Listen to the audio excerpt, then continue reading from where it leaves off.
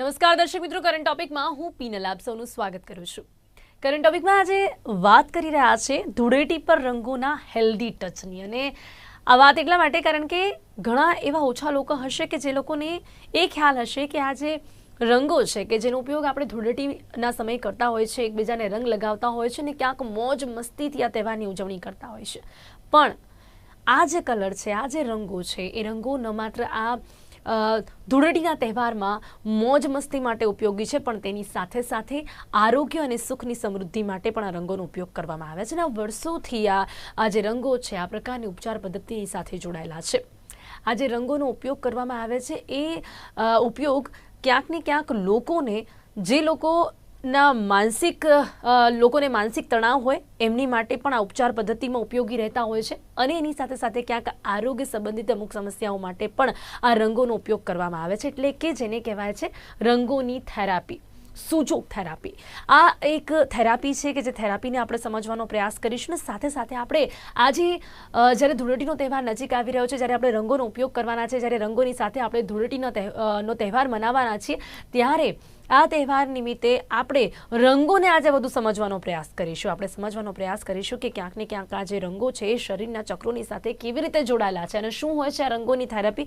જેની માટે મારી સાથે અહીંયા ખાસ જોડાઈ ગયા છે નિવૃત્તિ પંડ્યાજી, જેઓ સુજોગ થેરાપિસ્ટ છે. નિવૃત્તિજી, આપનું સ્વાગત છે. Welcome to current. નમસ્તે, થેન્ક યુ. તો નિવૃત્તિજી, સૌથી પહેલાં તો આપણે રંગોના મહત્વને સમજીશું, કારણ કે રંગોથી આપણી આ જે દુનિયા છે ને એ રંગાયેલી આપણે જોવા મળે. આપણે જ્યાં જોઈએ ત્યાં આપણને રંગો દેખાય. આપણી આંખોની સામે લાલ છે, પીળા છે, નીળો છે, આ બધા જ કલરોની સાથે આપણી દુનિયા રંગાયેલી આપણને જોવા મળે છે. પણ આ રંગોનું આપણા જીવનમાં ખાસ શું મહત્વ છે? કારણ કે આપણે તો માત્ર ધૂળેટીના દિવસે આ રંગોનો ઉપયોગ કરતા જોતા હોઈએ છીએ, પણ આપણે 365 દિવસની વાત કરીએ તો આપણા જીવનમાં રંગોનું શું મહત્વ હોય છે? રંગો આપણે જો ધોળું ને કાળો બે જ રંગ હોત તો ત્યાંથી જ વિચારીએ તો ખબર પડે કે ભગવાને પક્ષીઓ બનાવે છે લગભગ સરખા, પરંતુ એના અલગ અલગ રંગ છે. વૃક્ષો બનાવે છે લગભગ બધાનો લીલો જ રંગ છે, પણ એમાં પણ અલગ અલગ શેડ છે. જે અલગ અલગ શેડ ના હોત તો કોઈ પણ વૃક્ષનો કોઈ ફરક પડવાનો જ નહોતો. પણ એ જે રંગનો ફરક છે અને એના શેપનો ફરક છે, એને કારણે એની ઉપર આવતા ફૂલ અને ફળના રંગ, સ્વાદ, ગંધ એ બધામાં ફરક આવે છે. રંગ બહુ બેઝિક વસ્તુ છે કે જેના વગર આપણું જીવન શક્ય જ નથી. બાળક જન્મે ત્યારે સુંદરમાં સુંદર રંગ એ ગર્ભાવસ્થા દરમિયાન જે યુટ્રસમાં ડેવલપ થાય છે એ કલરો જેટલા સુંદર કલર ક્યાંય નથી. તો ભગવાને તો શરૂઆતથી જ બાળક જન્મે ત્યારથી જ એને રંગો સાથે જ રાખવાની કોશિશ કરી છે. જી, એટલે આપણે કહી શકીએ છીએ કે નાનપણથી જ આપણે જન્મીએ ને ત્યારથી જ આપણો સંબંધ આ રંગોની સાથે જોડાઈ જાય છે. હવે નિવૃત્તિજી, જ્યારે આપણે વાત કરી રહ્યા છે રંગોને લઈને, ત્યારે આ જે રંગો છે એ કઈ રીતે આપણા આરોગ્ય માટે પણ ફાયદાકારક સાબિત થતા હોય છે? કારણ કે રંગોની દુનિયા અને એની અસર આપણા આરોગ્ય પર થતી હોય એ ક્યાંક લોકોને ઓછી સમજ હોય છે. તો રંગોનું મહત્વ આપણા આરોગ્યની માટે કઈ રીતે છે? તમે કોઈ પણ રોગ હોય તો એને રંગ ચિકિત્સા, સુજોગમાં રંગ ચિકિત્સા છે, રંગ ચિકિત્સાથી તમે કોઈ પણ રોગને હીલ કરી શકો. જેમ કે તમને થાઇરોઇડ છે તો એક પર્ટિક્યુલર પોઈન્ટ ઉપર, એના કોરસ્પોન્ડન્સ પોઈન્ટ ઉપર તમે બ્લુ રંગ લગાવો છો તો તમે એને હીલ કરી શકો છો. એને દવાઓ સિવાય પણ તમે એને ટ્રીટ કરી શકો છો. અથવા તો દવા લેતા હોવ તો દવાની સાથે પણ તમે આ રંગ ચિકિત્સા કરાવો છો તો ધીરે ધીરે દવા બંધ થઈ શકે છે. એવી જ રીતે કોઈને બાળકને તો તમે જોતા હોવ છો કે અત્યારે ઘણા બધા બાળકો એબનોર્મલ અથવા તો અનન્ય બાળકો જન્મે છે, જે સ્પેશિયલ એબલ્ડ ચાઇલ્ડ હોય છે. એ લોકો જ્યારે જન્મે છે ત્યારે અમુક તકલીફો સાથે જન્મે છે. જો એમને પણ અનાહત ચક્ર અને સહસ્ત્રાર ચક્ર ઉપર અમુક કલર લગાવવામાં આવે, ધારો કે સહસ્ત્રાર ઉપર બ્લુ અથવા તો ઓરેન્જ કલર કરવામાં આવે તો એ લોકોની સમજણ શક્તિ, એ લોકોનો ગ્રોથ બહુ જ સારો થઈ શકે છે. જી બિલકુલ. નિવૃત્તિજી, હવે આપણે સુજોગ થેરાપીની જે વાત કરી તેને વધુ સમજવાનો પ્રયાસ કરીશું. શું છે આ સુજોગ થેરાપી અને કઈ રીતે આ ઉપયોગી હોય છે? સુજોગ થેરાપી એ કોરિયન થેરાપી છે. કોરિયનમાં સુ એટલે હાથ અને જોગ એટલે પગ, આવી રીતે બે શબ્દો ભેગા થઈને સુજોગ થેરાપી નામ બન્યું છે. ડોક્ટર પાર્ક જે-વુ એ એક વૈજ્ઞાનિક ડોક્ટર હતા. એમણે આ પદ્ધતિને એક ડોશી વૈદાની જેમ ચાલતી પદ્ધતિને વૈજ્ઞાનિક ઓપ આપી અને ખૂબ સંશોધન દ્વારા આને સાયન્ટિફિકલી પ્રૂવન કરી કે સાયન્સની દ્રષ્ટિએ આને તમે કેવી રીતે યુઝ કરી શકો છો એ શોધીને એને ઉપયોગમાં લેવાનું જેમણે શરૂ કર્યું એ પાર્ક જેવું છે. હવે એમાં 28 રીતે તમે કોઈ પણ દર્દીને ટ્રીટ કરી શકો. એમાંની એક પદ્ધતિ છે એ રંગ ચિકિત્સા છે. ઓકે તો હવે આ રંગ ચિકિત્સા પદ્ધતિની જે તમે વાત કરી જે સુજોગની અંદર આવે તો એ શું છે? કલર જે રંગ થેરાપી છે હવે એની પરિભાષા શું છે? એ કેવી રીતે ઉપયોગી છે લોકોની માટે? તમારા દરેક ચક્ર છે, આપણા શરીરમાં 7 ચક્રો છે, એ 7 ચક્રોના અમુક પર્ટિક્યુલર કલર છે કે એ કલર કેવી રીતે યુઝ કરવા એના આધારે એ ચક્રોને વર્ગીકરણ કરી અને જે પણ તકલીફ છે, મેં જેમ પહેલાં કહ્યું એમ કે થાઇરોઇડ હોય તો આપણે ગળામાં થાઇરોઇડ ગ્લેન્ડ આવેલી છે, તો ગળામાં જે ચક્ર આવતું હોય એ ચક્ર ઉપનો જે રંગ હોય એ રંગ તમારે ઉપયોગમાં લેવાનો છે. જેવી રીતે ધારો કે તમને પેટમાં હોય કોઈ તકલીફ, સ્વાભાવિક રીતે આપણે સમજીએ ગેસ હોય કોઈને કે એસિડિટી હોય તો તમે પેટનો રંગ છે તો એ ગ્રીન છે, સ્વાદિષ્ટાનો ગ્રીન રંગ છે, લીલો રંગ એને આપ્યો છે તો તમે લીવર ઉપર ગ્રીન કલર કરી દો, લીવરનો જે પોઈન્ટ કોરસ્પોન્ડન્ટ પોઈન્ટ હોય ત્યાં લીલો રંગ કરી દો તો તમને એસિડિટી મટી જશે. એની સરળતા માટે જોવું હોય તો આ રીતે જોઈ શકાય કે તમે તમારા હાથના કોર્નરમાં ટચલી આંગળીની નીચેના ભાગમાં અહીંયા જો તમે લીલો રંગ કરી દો છો તો તમને એસિડિટી હોય તો મટી જાય. ઓકે, અને આપણે જો ઇન પ્રેક્ટિકલી આપણે કરીએ તો જેમ કે જે ગુલાલ ને બધા કલર્સ હોય છે એ કલર્સ કરવામાં આવે છે આપણા હાથથી, અને જ્યાં પણ આપણને લાઈક તમે જે પોઈન્ટ બતાવ્યો એ પોઈન્ટથી આપણે ત્યાં આગળ કલર કરવાનું હોય છે, કેટલા સમય સુધી તેને રાખવાનું હોય છે, કેવી રીતે કરવાનું હોય છે? કલર થેરેપી કરાવી હોય તો કલર થેરેપી હંમેશા તમે પરમેનન્ટ માર્કર્સ જેવી કોઈ વસ્તુથી કરો કે જેથી કરીને વારે ઘડીએ ના કરવી પડે. દિવસમાં 2 કે 3 વખત કરો તો તમારી રહી શકે. જે સ્કિનને નુકસાન નથી કરતા હોતા, 99% લોકોને નુકસાન નથી થતા, કોઈકને રિએક્ટ કરતા હોય તો એ લોકોએ બીજો કંઈ ઓપ્શન શોધવો પડે. પણ હું લગભગ 25 વર્ષથી પ્રેક્ટિસ કરું છું અને હું કલર થેરેપી યુઝ કરું છું, કોઈને પ્રોબ્લેમ થતો નથી. કલર થેરેપી તમે છતાંય 3 રીતે કરી શકો: રંગ બતાવીને, રંગ લગાડીને અને રંગની લાઇટ, એ પર્ટિક્યુલર રંગની લાઇટ તમે જે તે ઓર્ગનના કોરસ્પોન્ડન્સ પર પોઈન્ટ પર આપીને પણ ઉપયોગ કરી શકો. હવે આપણે તમે 3 પ્રકાર કહ્યા, તો હવે જે રંગોનો ઉપયોગ કરવાનો હોય નિવૃત્તિજી, એ રંગો પણ કેવા હોવા જોઈએ?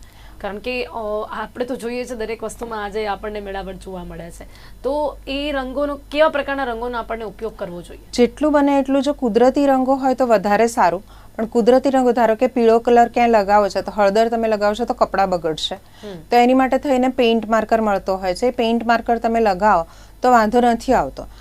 તો એવા કલર્સ, આમ તો જો ખાવા પીવાના કલર્સ તમે જુઓ છો, ધારો કે કોઈને એસિડિટી છે તો એ ગ્રીન કલરની વસ્તુઓ ખાય, દૂધી, ગલકા, તુરિયા, એવા શાકભાજી ખાય, પરવળ, તો એ બધા શાકભાજીથી પણ એને હીલ થઈ શકે.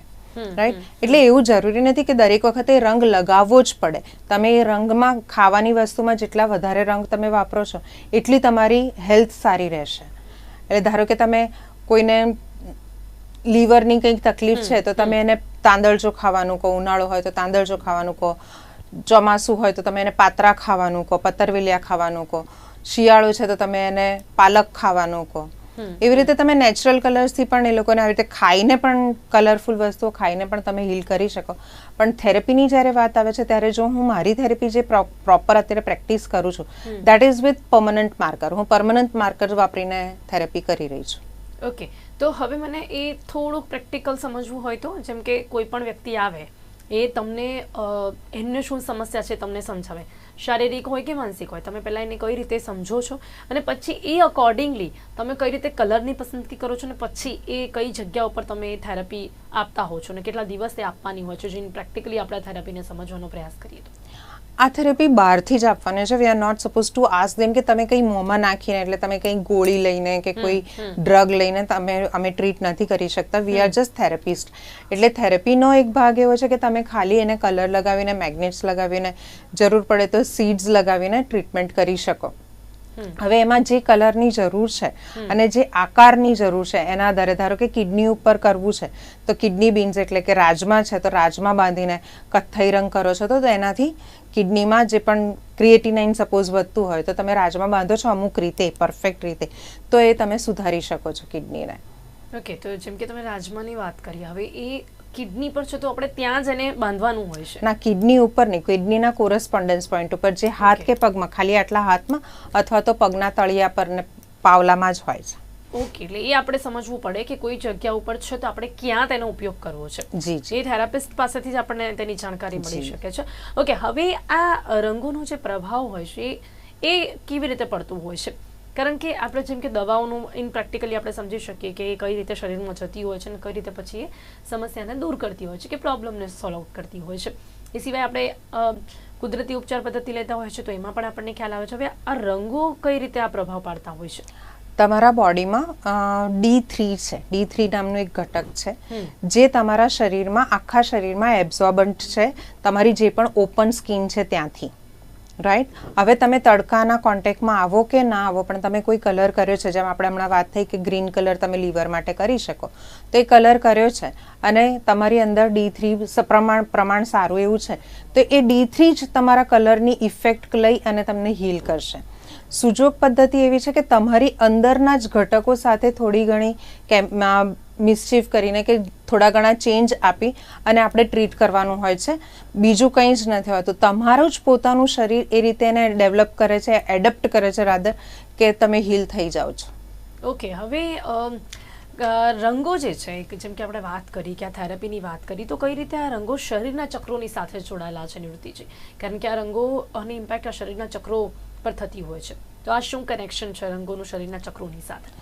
ચક્રોની સાથે એવી રીતે છે કે જે ચક્રને જે તત્વ સાથે જોડવામાં આવ્યું છે એના આધારે એનો રંગ નક્કી કરવામાં આવ્યો છે.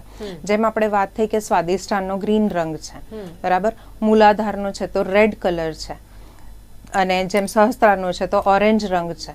તો એવી રીતે જે ચક્રને જે જરૂરિયાત જેની વધારે ઉત્તેજિત કરી શકે, એને સ્ટિમ્યુલેટ કરી શકે એવા રંગોની સાથે જોડવામાં આવે છે. અને એ ચક્રો જ્યાં સ્થિત છે, ધારો કે સહસ્ત્રાર છે તો અહીંયા છે, રાઈટ, આપણા તાળવા પર છે, તો એ સહસ્ત્રાર ચક્ર એ તમારી જ્ઞાનનું પ્રતીક છે. તો એ જ્ઞાનને લગતા કોઈ પણ તકલીફ હોય, આઈક્યુને લગતી કોઈ પણ તકલીફ હોય, બુદ્ધિને લગતી કોઈ પણ તકલીફ હોય, માનસિક શારીરિક તકલીફ હોય, એટલે મગજની ન્યુરોફિઝિશિયન પ્રોબ્લેમ્સ હોય, તો એની માટે તમે એ ચક્રની સાથે કઈ વસ્તુ, કયું ઓર્ગન જોડાયેલું છે એને તમે એના કોરસ્પોન્ડન્સ પોઈન્ટ ઉપર અપ્લાય કરીને પેશન્ટને ટ્રીટ કરી શકો. ઓકે નિવૃત્તિજી, હવે માનસિક તંદુરસ્તી માટે આ રંગો કેવી રીતે ઉપયોગી છે? જો કે આજના સમયમાં સૌથી વધારે આ સમસ્યા જોવા મળતી હોય છે, લોકો બહુ ડિપ્રેશન ફીલ કરતા હોય છે, ઘણા સમય સુધી લોકો તણાવમાં રહેતા હોય છે, તો એમની માટે પણ આ થેરાપી કેવી રીતે ઉપયોગી હોય છે? માનસિક તણાવમાં પહેલાં તો એવું કે તમે તમારું રૂટીન ના બદલો. You should sleep for 8 hours, 8 કલાક સૂવો, 8 કલાક કામ કરો અને 8 કલાક આરામ કરો. સૂવો નહીં પણ આરામ કરો. Rest means you are not working so બ્રેનથી જે કામ કરવાનું છે એવા ના કામ કરતા. એવા ત્રણ ભાગ તમે દિવસના પાડી શકો. એમાંથી એક પણ ભાગનું ઇમ્બેલેન્સ થાય છે અને સાથે સાથે ખાવા પીવાની તમારી જો ઢબ બદલાય છે તો તમને માનસિક તકલીફો આવવાની શક્યતાઓ રહે. અધરવાઇઝ નથી અત્યારે પ્રોબ્લેમ થતો. તમે જો ખાવા પીવાનું સાચવી લો છો અને ઊંઘ સાચવી લો છો તો કોઈ પ્રોબ્લેમ ન થાય, પણ આપણે અત્યારે એમાં જ કદાચ મોટું ગડબડ છે જ. જી જી જી. તો આ પછી કલર થેરાપીથી કઈ રીતે એ સોલ્વ આઉટ થઈ શકે છે? માનસિક સમસ્યા કેવી રીતે સોલ્વ આઉટ થઈ શકે? મેં તમને જેમ કીધું એમ કે તમે સહસ્ત્રાર ચક્ર જે છે એ તમારા બ્રેન પર છે. સુજોગમાં આમ જો સાદી ભાષામાં સમજીએ તો આ સુજોગ આ રીતે કામ કરે છે. આમ આ તમારો અંગૂઠો છે એ ઉપરનું ધડ સુધીનું છે, માથું અને ગળાનો ભાગ છે, પછી આ બે પગ છે ને આ બે હાથ છે, બરાબર. હવે માથાનો જે ટોપ પોર્શન છે એ આ છે, રાઈટ, સહસ્ત્રાર ચક્ર. તો ત્યાં તમે ઓરેન્જ કલર લગાવો તો તમને માનસિક થોડીક તાણ હોય તો એ રાહત થાય, પણ એ ખાલી રાહત થાય. એને જો મટાડવું જ હોય તો તમારે થેરેપિસ્ટને જ મળવું હિતાવહ છે. ઓકે નિવૃત્તિજી, હવે